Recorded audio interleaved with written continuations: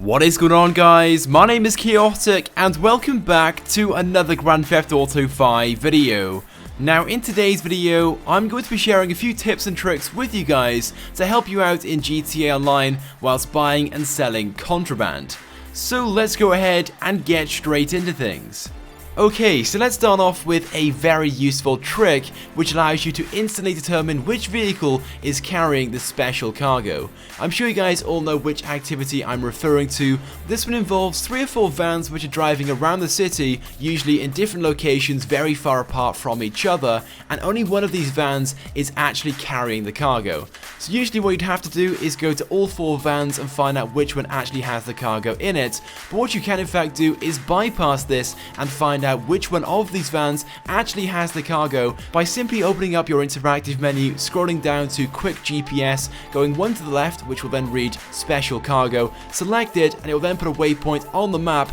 to the exact van which has the cargo in it. And there we go, so you guys can now save yourself a lot of time. You haven't got to check out all 4 vans because with this it will give you the exact location of the van which is carrying the special cargo. Now I'm pretty sure this shouldn't be a feature in game, but by the looks of things Rockstar have forgotten to remove this. I'm sure they will remove this feature very soon in the coming updates, but until then I would definitely recommend using this as it will save you a lot of time when trying to locate the van. Now moving on to a tip which will definitely save you a lot of money whilst buying and selling contraband in GTA Online, this being that you don't really need any more than 2 warehouses. Although you've got the option to purchase up to 5, I don't really see much point behind actually doing that. To me it just seems like a waste of money buying 5 warehouses, as I'm sure you guys know it can cost anywhere between a few $100,000 and a few $1 million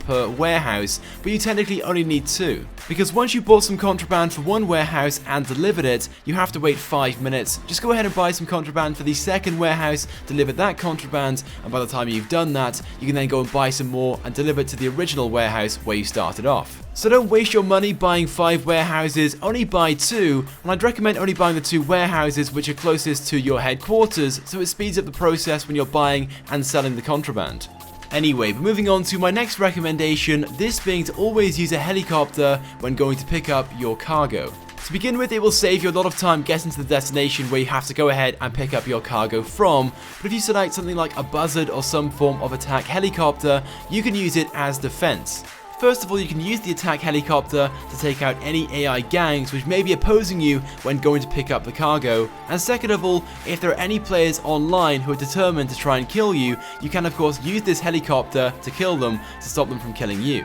And if you're playing with a few associates, one person can get out of the helicopter, get into the van or truck and take it back to the warehouse, whilst the other people provide some air support from the helicopter to take out anyone who might be trying to oppose them. And what you may not know is that you can in fact pick up cargo in crates once they've been dropped, even if you're inside a vehicle. So whether you're inside a helicopter, a truck or a car, just go over them and you will automatically pick them up without having to stop and get out to pick them up. Now, as I'm sure you guys will know and agree, buying and selling contraband in GTA Online can be very difficult because it has to be done in public sessions and it can take a long time, especially for associates, to make any money whatsoever. So I myself would recommend doing VIP work and VIP challenges instead if you're looking to make money. Not only can these be done in invite-only sessions, not just public sessions, making it much easier when you're trying to do them, but you can in fact make a lot more money in the long run. Each VIP work or VIP challenge pays around about $20,000 on average, some more, some less, and it only takes around about 5 to 10 minutes or so per job, making it a much easier and more effective way to make money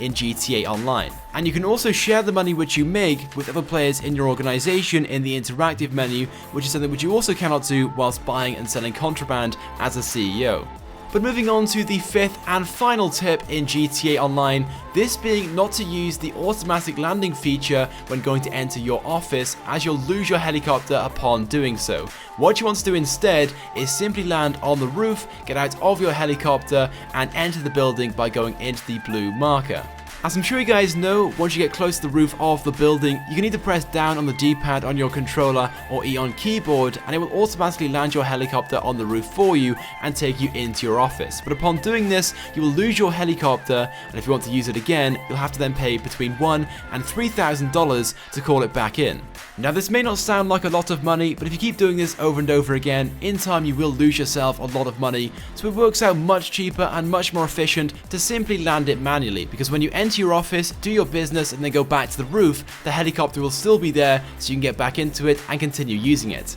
Anyway, well there we go guys, those are 5 tips and tricks in GTA Online which are definitely worth bearing in mind when buying and selling contraband. If I want to get your thoughts and feelings on these, go ahead and leave a comment right now, and if you guys know of any more useful tips and tricks, go ahead and comment those too. It would also be greatly appreciated if you guys could also take a few seconds out of your day to click the like button, as it helps me out a lot, and if you have not subscribed to my YouTube channel, I recommend that you do, because I upload all the latest and the greatest Grand Theft Auto 5 content. So once again, thank you guys for watching, and I will see you guys next time.